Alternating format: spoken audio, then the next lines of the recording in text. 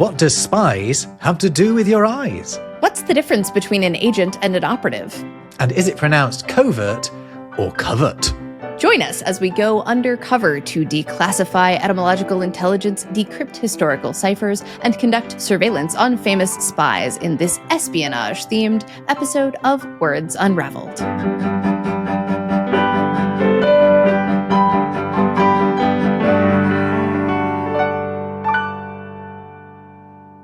Welcome to another Words Unravelled. I'm Rob Watts from the YouTube channel Rob Words. And I'm Jess, author of etymology books, including Useless Etymology. And today we are doing espionage etymology, aren't we? Yes, we are. We're talking about the covert, or should that be covert? I think we'll probably get into that at some point during this. Yeah, the words related to what those in the game call tradecraft, espionage, sneaking around and spying on people.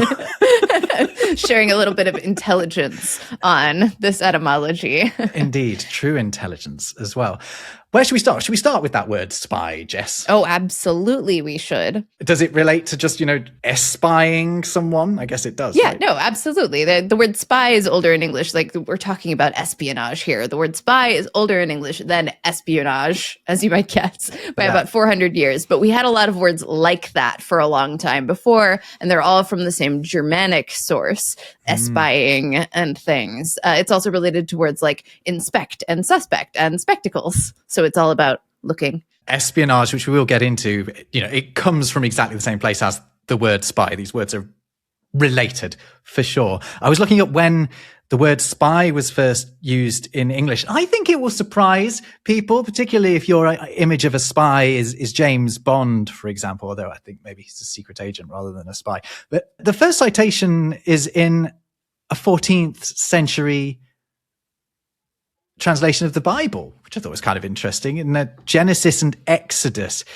Okay, this is like Old Testament. Yes, indeed. Right up top of the Bible. It's written in Middle English. I'll read it in the Middle English and then I'll sort of translate it. But it's basically, it seems well that ye spies been, and into this land come to see and for to spy your lord the king. So it seems well that you are spies and you've come into this country to see the Lord your king. So it's more just like looking at, you are the people who have come to look at things. Spectators, you might say. Spectators, exactly. A word related to that Germanic word that you mentioned earlier.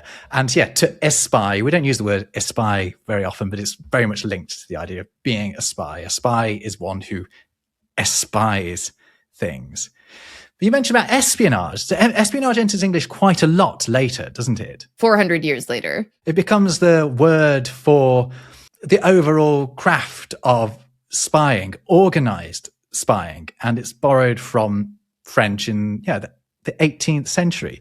There's some really interesting spy stuff going on in France in the 18th century. I don't know if you looked into this, Jess. Yeah, a little bit. And we get some words that we use today sound a little more French around spying than you would expect because of the Napoleonic Wars and things like that. There was also something that was set up by the French king at the time who really sort of pushed, who's responsible for a whole network of espionage across Europe. He was Louis the 15th, so not Louis the 14th, the Sun King, but the one after that.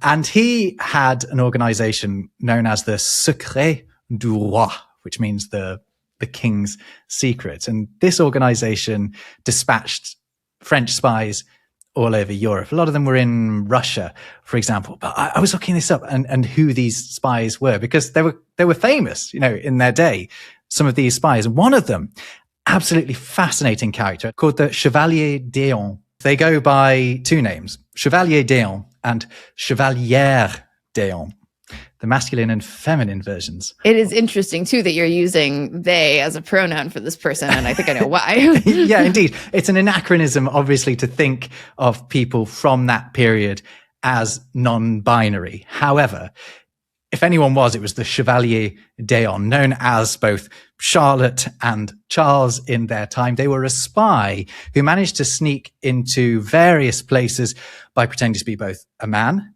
and pretending to be a woman. They presented in their daily life as a fella, and they had manly jobs throughout their life, but they did, for example, manage to con their way into the court in Russia, the court of the Empress, by pretending to be a woman. And you look at drawings of the chevalier, and they are noticeably androgynous. You can see how they did manage to present as both male and female. What a fascinating character, and a character who lived in London and was, subject of much rumor while they were there and much fascination. Ultimately, I think the pronoun would make the most sense as she, because in 1777, she started living fully as a woman and was recognized by Louis XVI as a woman.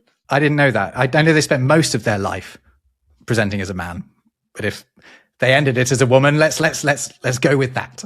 All of the illustrations and art of them has them androgynous, or in one particular one, half in a dress and half in menswear. Yeah, it was an aspect of the curiosity around the chevalier around Charles/Charlotte, that they were this androgyne, I suppose. One of the other French terms that I think is worth bringing up here and was introduced due to the Napoleonic Wars is the term reconnaissance. It is basically an etymological doublet of recognizance in English, because it literally means recognition, and it's from the same Latin words and elements. But recognizance now means something else, and always meant something else. And reconnaissance was used mostly during the Napoleonic Wars in French in relation to spies. Right. So if you go on a recce, you're checking out an area before you attempt to go there, aren't you? Right. Meanwhile, recognizance is older, but originally referred to an obligation which you are legally or formally bound, a formal bond of recognition that you're going to do something as part of an agreement or acknowledge the allegiance of someone else. And then today we have it in the phrase discharged upon one's own recognizance, which means you're being released without bail due to good behavior, and your signature is the recognition of that and your promise to come back. The variation of this word that I hate due to the pronunciation is reconnoiter.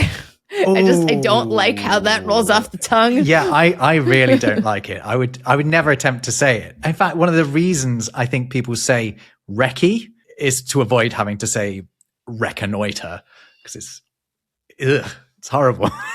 No one here that I have ever heard. Maybe I travel in non-espionage related circles, but no one says recce here. Well, it's used a lot in broadcasting. That's one of the things. And they probably, I expect they use it at television stations in America as well. Basically, if you want to go and check whether a place is a suitable place to film, you do a recce there.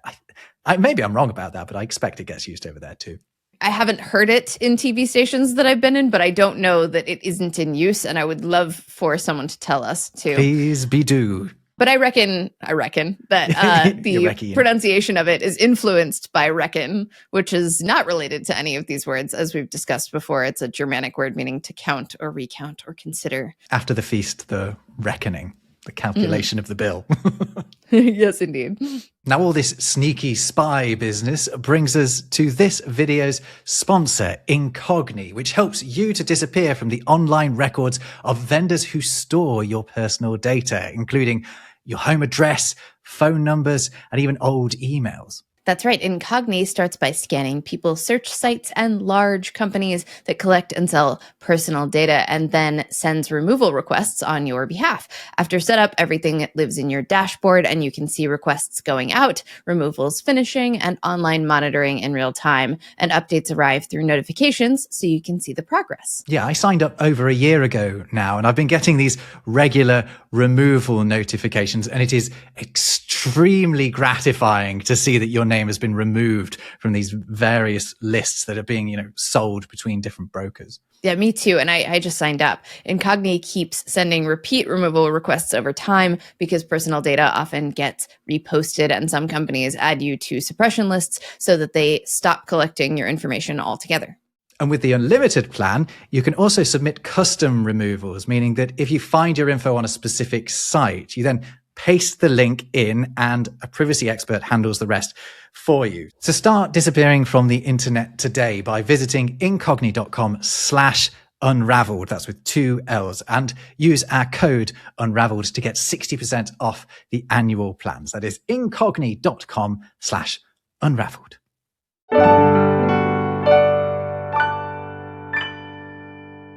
We're jumping all over the map time-wise, but I do have some of the first famous spies that were called spies as we know them today in English. And this is from the 13th to the 15th centuries during the Anglo-French Wars. Edward III of England and Philip VI and Charles VI of France notably ran wartime intelligence through multilingual courtiers and merchants and soldiers and household servants who gathered military information by listening inside courts and camps. And some of the bigger medieval spy scandals were really fun. The first Englishman to be executed for espionage as a crime was Sir Thomas Turberville, who was a knight captured in 1295, who spied for France and sent intelligence on English defenses. And he was horribly and publicly executed after royals found incriminating letters that he had written about his spying. Surely the first rule of spying is don't write down that you're doing the spying. Surely. Well, we can talk about lots of different ways to write down spy information in a few minutes. But another fun one was in 1386, the English sent a soldier named Hennequin du Beau to infiltrate French noble households connected to invasion planning in Flanders. And he was also captured and tortured and executed in Paris. And his interrogation exposed a huge English spy network operating across northern and western France. Yeah, you've got to be brave to be a spy in those days, haven't you? Well, you've got to be brave to be a spy, full stop. In general, but it was socially acceptable to draw and quarter people. So you say socially acceptable, like people were doing it on a Friday evening. I don't think it happened that often.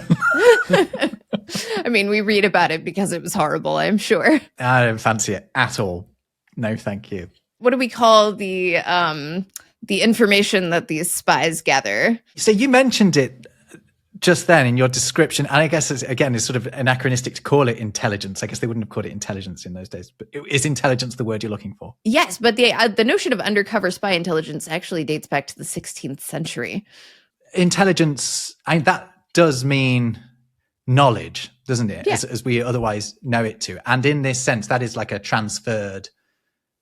The way we talk about it is in like military intelligence or secret intelligence and stuff. Is that basically, gaining knowledge about something? Oh, basically, yeah. And this is just a jargony use of the term intelligence, right? Right, okay. Though I will note that counterintelligence, the act of preventing enemies from obtaining secret information, is from the 1940s. So that one is more recent. Oh, there we go. I guess this is more of a detective term, but I feel like these are pretty tied up together. We could talk about the word investigate. I am sure this is easily observable, but I hadn't thought through the notion that the word investigate includes the word vestige. Oh, okay. Now you mention it.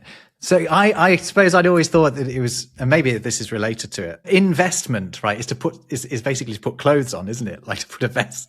But investigate is from a different root entirely. Yeah. And now you've said that. That's a revelation to me. I assumed, never bothering to actually look it up, that it must have something to do with clothing. You're invested in the case or something like that. Yeah, exactly. Yeah, you're getting stuck right in there. Like you're almost so into it, you're wearing it. So tell us about how vestige fits in. Vestige is ultimately from the Latin vestigium, which meant in Latin footprint or trace. So the first use in English of the word vestige was describing the visible place where a building existed once, but doesn't anymore. And that's how we got the sense of something that is no longer present or active, like vestigial organs and things. But to investigate is literally to follow somebody's footprints.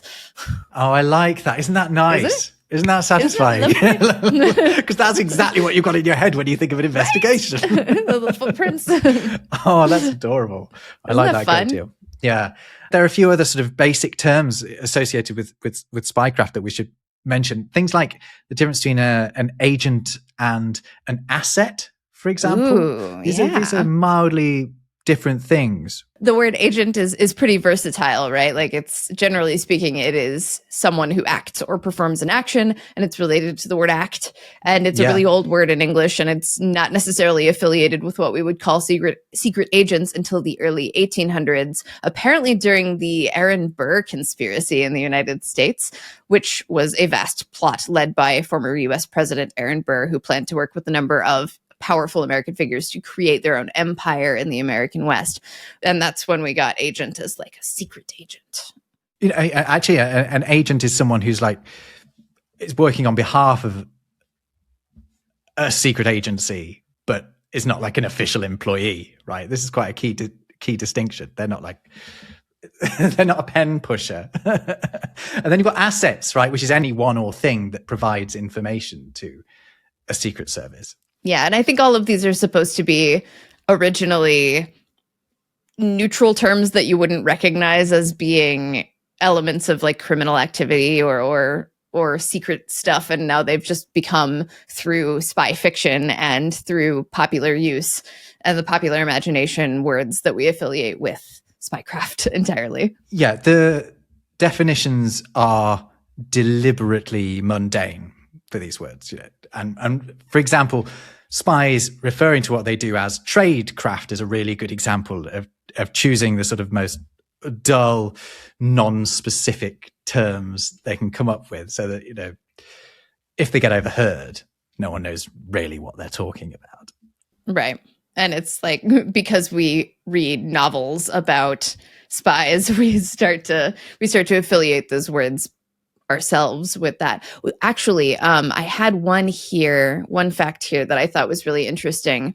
The notion of a mole as a sleeper agent is first found in the 1920s, with most sources like the Morning Post writing about the underground burrowings of the Bolshevist moles, but it wasn't fully popularized until the Cold War. And the thing that got me, though, is that the OED says that it's likely that the world of espionage took the word mole from spy novels and not the other way around. Yeah. John le Carré's novels in particular, like Tinker Tailor Soldier Spy, appear to have played the biggest role in popularizing mole as a word for a deep cover agent. You know, there's a lot of terms that I think people only know from John le Carré's works. I, for example, only know what a dead drop is from John le Carré's books, right? Although I was having a look through, if you'll indulge me on this, the CIA actually publishes a glossary of their terms, presumably not their most secret terms, but among them are terms like dead drop, for example, which the CIA describes as a secret location where material can be left, sometimes in a concealment device, for someone else to then retrieve, often used between an intelligence officer and their asset or agent, those terms we've already mentioned. So it's like you leave a message behind a bush or underneath a lamp post. You can't put something underneath a lamp post. These are terrible dead drop examples for someone else to then come along and pick up later. They're usually public places. But I didn't know what a dead drop was until I can't remember which of le Carré's novels it was. I read, because you read one of le Carré's novels, you end up reading all of them. That was one of the terms in there. But another term I hadn't come across from the CIA glossary was flaps and seals, which is what they call the tradecraft of clandestinely, or clandestinely, however you like to pronounce it, opening, reading, and resealing envelopes or packages without the recipient's knowledge, which does make sense, flaps and seals, but it does sound funny, doesn't it? Speaking of which, the word clandestine, it's been around since the 1560s, and of course it means secret or private or furtive. The word it's based on is an adverbial version of the Latin calare, meaning to hide. That word is clam. I love it. The Latin for secretly is clam. Clam, which is also amazing, because like that's not where we get the notion of to clam up, because that's just being like a clam, and it's not related to the word clam as in the clam, but it is neat that it does both. It's serendipitous. I think I remember you telling me this actually in another episode. Yeah, I think we were talking about clams. We were, yeah, and the idea of clamming up and this coincidence of Latin's word for doing something secretly being the same as a clam. Yeah, the clam organism, animal, mollusk, is named after, it's an Old English word that means grip or grasp. Can we talk about other words for doing things clandestinely? And in fact, we should talk about the word secret as well. It's kind of an interesting word in itself. It's very obvious. It seems what it means, but when you look into the etymology, it takes you to a place you might not quite expect, because the root of the word secret, it doesn't mean secret. It means set apart, right? Something that has been set apart. So I had a revelation while I was looking this up. We've talked about contronyms before, words that are their own opposites. And I think the word secrete might be one. Hear me out on this. So to secrete something can mean to hide it, right? To secrete something away.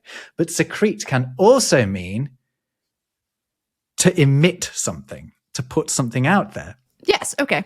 So that makes it a contronym. Yeah, no, I agree with that. I agree with that. I accept this proposal. I'm glad you do. So how can it be a contronym is what I was looking up. And the reason is that we get the idea of, a plant secretion or an animal secretion from the fact that these goos, it's usually a goo that's being secreted, get separated. It's not that they're separated on the outside. It's that they usually come from some sort of organ inside the body that has secreted them, that has separated them apart from all of the other goos inside of that particular animal. So a bladder, for example, separates, your urine away from other stuff. And then it is secreted and then it is ejected like that. This has gone to a kind of gross place. Sorry about that. Yummy. But there we are. Secretive secretions, or the secrets of secretions, as told by Rob Watts. So the original secrets were things that were set apart, that not everyone was allowed access to, which kind of makes sense.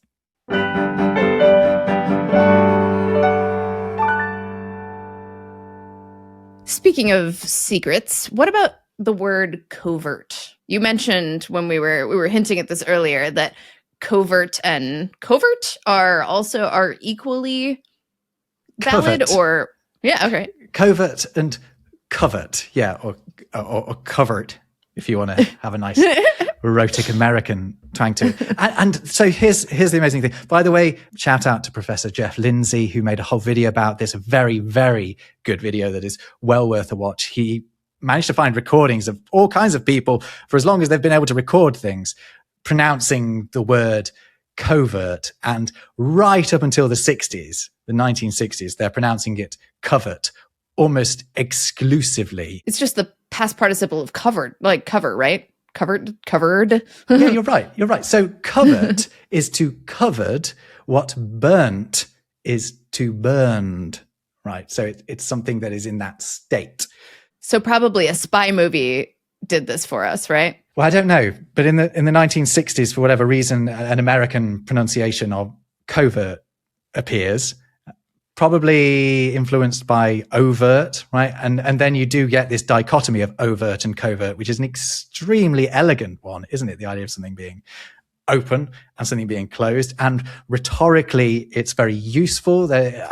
Jeff Lindsay, in his wonderful video that we will, of course, link to, plays a clip of Martin Luther King using covert and overt in the same sentence as that beautiful trade-off that I was just talking about. Ooh. Yeah. So then, after this sort of 1960s boom in the pronunciation covert, it takes over in America and it's taken over in Britain now. And actually, you don't hear people saying covert very often at all. It's by far the more common pronunciation now is covert. But to explain why they're different, as in overt and covert, they shouldn't be pronounced the same because they are from different places. They're from different French words that are not really related. You have couvert, which is covered in French, or cover, and you have ouvert in French. But isn't it weird that those two words look very similar? And it's thought that they look very similar for the same reason that we pronounce covert like overt. And it's that at some point, someone has decided that those two French words, so some French scholar has decided that they should be spelt similarly because they're probably related, but they're actually not. You said spelt instead of spelled, which Did is indeed. same concept. Yeah, good shout. Yeah, that's a really good one. Is that a transatlantic difference, spelt and spelled? I would believe so. If you're talking about spelt, it's fish, right? Over here. Oh, is that? Yeah, yeah. Fish? Am I making that up? No, it's wheat. Sorry, it's wheat. yeah, it's not I don't know what fish I was thinking of. Yeah, no, it's I knew that. type of wheat. Although I feel liberated in that. And I think most British people shop and change between spelt and spelled. I was thinking of smelt. Smelt is the fish. Oh, yeah, okay. Whoever smelt it, spelt it. Right. And then, yeah, exactly. So we've got smelt and smelled. So, okay. Anyway, spies. We're just saying words. I mean, I know this for this podcast is just saying words, but take us somewhere else, Jess. Another thing you might do if you're a spy is you might surveil things or conduct surveillance. And surveil is an English back formation of surveillance, though it is also a French word. It's a little bit of both. Anyway, surveillance means to, or surveil means to watch over, surveiller. It's related to the word vigilant and vigil through the Latin root vigilare, meaning to watch. And it was introduced in English during the terror in France, where surveillance committees were formed to monitor people. I like how we have a little bit of French history throughout, like all of spy history is very French. Yeah. And I don't think nowadays we necessarily associate, despite the word espionage being overtly French, we don't necessarily think, they're not the first nationality that we think of when it comes to spying. Like, who are the big spy agencies? KGB. I have a thing here. Yeah, the KGB. We've got which it doesn't exist anymore, obviously. They're not called the KGB anymore. But like, they're still the villains in a lot of spy movies. Yeah, so they were the Soviet spy agency. The big behemoth of Soviet spying. It's called the KGB. It's more fragmented now. You have the FSB, for example, which does a lot of what the KGB did, but there are other agencies that also do other bits and bobs that they used to all fall under the banner of this big scary banner, this terrifying umbrella that would probably shoot a poison dart at you, of the KGB. The spy agencies in the UK, you've got GCHQ, which is the Government Listening Service, Government Communications Headquarters, GCHQ stands for. But then you've also got MI5 and MI6. MI6 was the one that James Bond involved with. So MI5 is sort of internal, MI6 is spying all over the world and that. So I was wondering, okay, well, was there an MI4? Was there an MI3? Was there ever an MI7? The answer is yes. There were all of those. It's quite a smart move when you're setting up a secret organization to put a number that is not one, because then your enemy, if they do find out about it, thinks there's loads of these organizations. There's another one. Yeah, and they get really scared. They're like, oh, I've got to find all these other ones. That has the same energy as during senior pranks when people are about to graduate. I've seen it common to like set 3 pigs loose on campus and number them like 1, 2, and 4. That is exactly the same idea. It's exactly the same idea. But there were these other MIs. So the MIs, they all come out of the Secret Service Bureau, which is set up in 1909. So it's just before the First World War, but they really come into their own during the First World War for the British. And you had MIR, which was the first one, which was concerned with information about Russia, Siberia, a lot of parts of Asia as well. MI1 was the Secretariat. So that's basically filing documents, stuff like that, distribution of such things. MI2 was information concerning more specific countries, so the Americas, the Ottoman Empire, showing its age there. MI3 was information concerning European countries like France, Belgium, Austria-Hungary, also Germany as well, so it would have been pretty key during that period. MI4 was responsible for collection and distribution of topographical information, so the drawing of maps, the sending of planes over enemy lines to draw maps based on, where their trenches were running, etc. MI5 and MI6 are as now. They're concerned with internal affairs and external affairs. MI7 was concerned with press censorship as well as military propaganda. MI8 was cable censorship. And MI9 was postal censorship. And that's it, as far as we know. If there was an MI10, it was even more secretive than the rest of them. At some point, I want to get to encryption.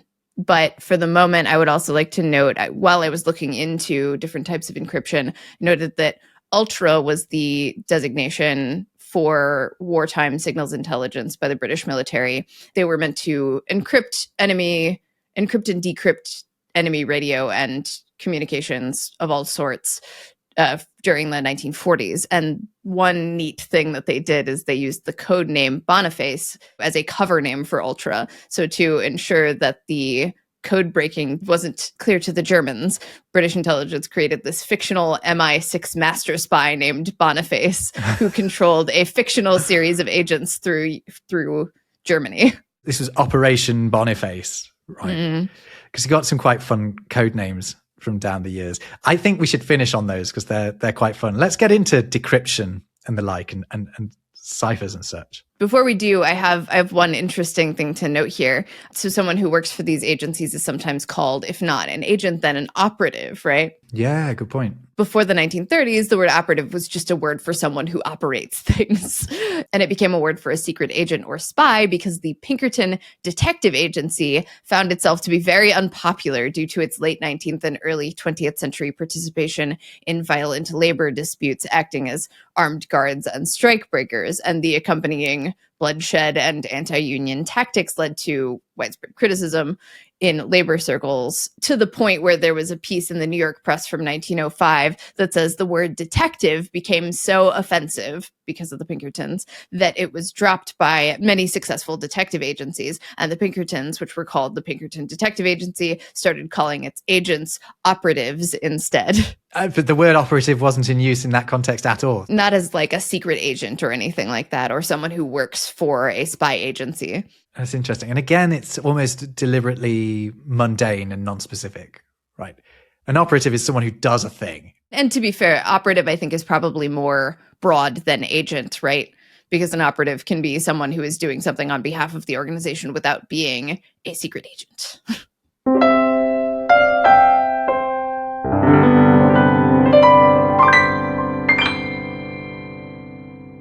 I keep diverting you away, and then you just diverted yourself away from talking about decryption and encryption, because obviously that's some of the really fun stuff when it comes to spy business, ciphers and the like. And I think we should talk about cipher and crypt first, because crypt means hidden. In Greek, it was the full phrase crypti camera, which was a hidden chamber, also related to the word camera, which means a chamber.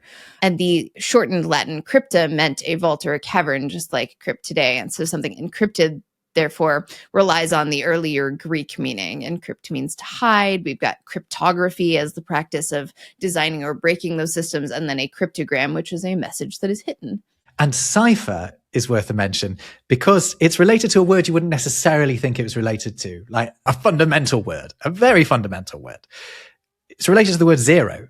Like Yes. The word zero and the word cipher come from exactly the same Arabic source, which I'm going to let you pronounce because you're good at the Arabic pronunciations. I believe it's cipher or cifre. It was the word for the number or the arithmetical notion of zero, and it was adopted into medieval Latin, then Spanish and Italian, and then Old French and English. And the Arabic word was a loan translation of a Sanskrit word meaning empty.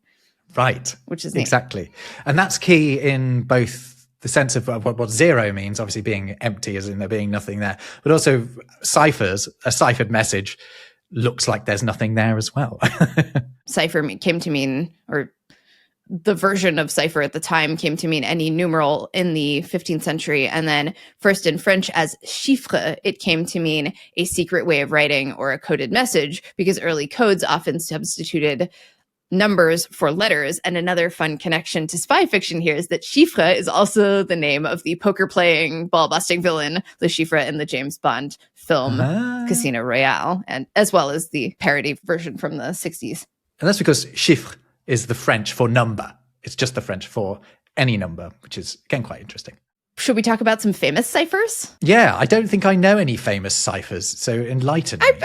sure you know at least a few of them. One of the more common ones that you see, and the first few I'm going to talk about are very easy to decode. The Pigpen cipher is a big one. It's also called the Masonic cipher, Freemason cipher, Rosicrucian cipher, which is the Rose Cross cipher, Napoleonic cipher, and tic-tac-toe cipher. And it involves setting letters on a grid and then representing the letters using the shapes of the grid with the letters removed. And the result looks like a set of geometric angles, squares, and dots. And the Pigpen style cipher, these started appearing in writing as early as the 1530s. And it's super easy to break or decode, so often that you'll see it in logic quizzes and kids games and things. But it is a fun sort of like early introduction to code breaking. Yeah, actually, just before we came on, you flashed it up to me, and I did immediately work out the system. It is one of these ones that, like, if you've spent any time doing like IQ tests or stuff like that, it's a very quick one to work out.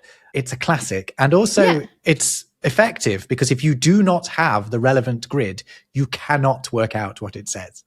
Right. Or you have to assume, you have to treat it like a standard cryptogram and then figure it out in that capacity, which isn't super hard to do, but does take an extra layer of logic. I love cryptograms, by the way. That's relying on like frequencies of letters and such. Yeah. Right? So like if you have a totally scrambled, like randomized letter substitution cipher, then that's looking at the words in the sentence or the word, whatever the entry is, and determining based on the spaces and the frequency of letters what they might be. I created a bunch of cryptograms, and in 2020, I wrote all of the pages for the Writer's Digest 2020 page-a-day calendar, and about a fifth of it was puzzles and things like that. So I made a bunch of puzzles, and a bunch of them were literary quotes as cryptograms. Oh, very smart. Very smart. Let's talk about a little bit about the Caesar cipher. The Caesar cipher works by shifting each letter in a message forward or backward by a fixed number of places in the alphabet. And Julius Caesar used the substitution system when corresponding with allies in Rome during his military campaigns in Gaul. And each letter was replaced by another a set distance away. He often used one, according to these sources, with a left shift of 3. A left shift of 3 for the word W, for example, would be T. So words would be TLOAP. Yeah, it's not really effective, is it? No. It's more of a game than an actual way of trying to get a secret message across, I'd have thought. We're going to talk about another one. This is a Greek device that was used to send encoded messages, and it was called a cytail. A cytail was a pair or more of identically sized wooden rods, equal size and thickness of which, and around which would be wound parchment strips or leather straps with letters written all down the length. And if you have the right size rod, you wrap it around and the letters line up to create your message. But if your rod is the wrong size, then it doesn't work as well. And it's a series of these, so you have to make all of them fit correctly. I would have one rod and you would have the other one, and I could send you just the strips. And people might not interpret that the strips were anything other than leather or parchment with letters on them. All the objects involved are completely useless without the rest of them, right? And that's why it's effective. It's like two-step authentication, right? Definitely. You need a physical thing on your person as well to be able to. Well, I mean, everything was physical in the days we're talking about, right? They're not sending text, cryptic text. Right. That's just one another. But you got my point. It's a good point. And it's also whether these were actually used with any great frequency is debated, because we only really have, again, indirect evidence of Spartans and Athenians in particular using it. But Plutarch did write about it happening later. So there's that. One of the more successful and actually difficult to decipher ciphers, which is still, some elements are still debated today, was the Great Cipher of Louis XIV by the Rossignols. Anyway, they were a family of French cryptographers, and instead of using one symbol per letter, the Great Cipher used 587 numbers to represent French syllables, and some numbers represented things like deleting other letters. So you had to have the code. The cipher was eventually broken in the 19th century, but there are still some elements that people talk about. And in one of the letters between the king and one of his officers, appeared a possible solution to the mystery of the man in the iron mask, who was a real person, a real prisoner who was kept imprisoned in an iron mask for 34 years during Louis's reign. And the Ciphers suggests that it might be a French general named Vivien de Boulogne, because there is a numerical code group that has been speculated to mean mask in it. But most historians think the man in the iron mask was actually Italian diplomat Ercole Antonio Mattioli. I thought it was Leonardo DiCaprio. Him too. Has anyone seen that film? Does anyone remember that film? The Man in the Iron Mask? Film. Oh, I love that. That was a formative experience for me. That and The Count of Monte Cristo were some of my favorite books and movies back in the day. Oh, okay. So it's Rossignol, by the way. It's the Rossignol. Thank you. I hadn't come across it. Rossignol. The Jefferson disk is another.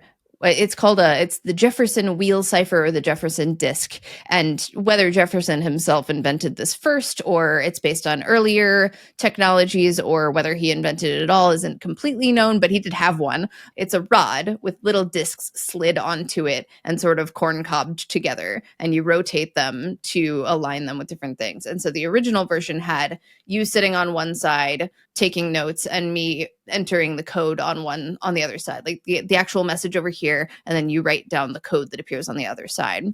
But the Jefferson disk has 36 wooden discs mounted side by side on a metal axle, with each disc having the alphabet in a different scrambled order. So it works like a combination lock on your luggage, where you rotate to unlock, but more elaborate. And to use the cipher, the sender aligns the wheels to spell a plain text message along one horizontal row, and then with the wheels left in that position, you copy down a different horizontal row that appears meaningless, and that you send only that string, and the person you're sending it to has to know which row you're looking at in order to decipher the encoded message. So they'd need to know the row, and they would need to have their discs in exactly the same order as you've got them as well. Now, there is a similar device in the film The Da Vinci Code and in the story and everything, and it is called, I think it's the cryptex or the puzzle box. It's not quite the same thing, but it does have kind of the same mechanic to it. And I mention that because the main character of the Da Vinci Code and Angels and Demons is named Robert Langdon, and he is named after John Langdon, who designed the ambigrams that feature heavily in those novels, and they're like on the covers, and we see them everywhere. And he's often credited with being one of the more influential figures in the development of the modern ambigram. And I mention that too because I am wearing an ambigram shirt that we carry in our store. This is not an ad for this, but it is cool. And this one was designed by Nikita Prokhorov, who studied, who was mentored by John Langdon, who unfortunately passed away on the 1st of January in 2026. Rest in peace, John Langdon. And I exchanged emails with him not too long ago, and he loved coming up with imaginative or digging into etymology possibilities that weren't necessarily true, but were interesting and tied into design. Like he found a cool serendipitous link between the word zigzag and hieroglyphs and things like that, and sent me like some wonderful storytelling about it. Oh, that's wonderful. Yeah, we've lost a true lover of words there, and not his first mention on this podcast either. And immortalized in at least the surname of the main character of one of the most popular books that's ever been Not to mention, written. I think if you see the word Illuminati, there is a very good chance that it is done in the ambigram style that he designed. We don't want to seem crass, but your hoodie's cool. My hoodie's cool. It is cool. This is brand new in our shop. This is the word. Right. So if you don't know what an ambigram is, certainly this one is anyway, it reads the same upside down. It says the same thing, although some ambigrams say a different thing when you rotate them through 180 degrees. Very elegant. That one that says etymology. I shall be getting one for myself. That's for sure. Lovely. Maybe I can't do a handstand, but maybe Martin can turn me upside down. He's definitely just done that, and I'm now talking to an upside down Jess. And with that, should we say goodbye? Oh, yeah, I'm good with that. One of the reasons I bring up John Langdon too is I was actually wearing this shirt when I found out today about his passing. So here's to John Langdon, and may you all appreciate his ambigrams in those stories and beyond. Thanks for watching. Yeah. See you next time.